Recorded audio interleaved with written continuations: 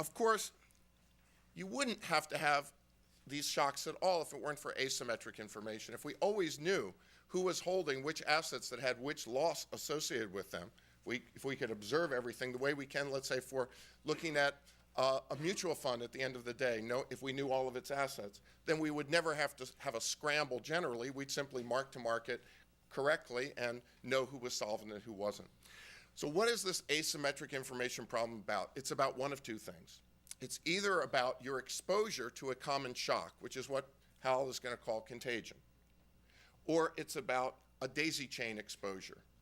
That is, you may have an uncertain, unknown exposure to someone else who may be in trouble. And I want to emphasize, neither of these, to be costly, requires that anyone fail. Because what we're talking about is short-term debt, and short-term debt is risk intolerant.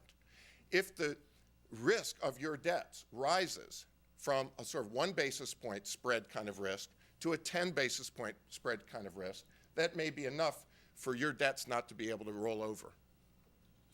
And so that doesn't mean anyone thinks you're likely to be insolvent. It just means you're out of that particular money market because we have a risk-intolerant debt market.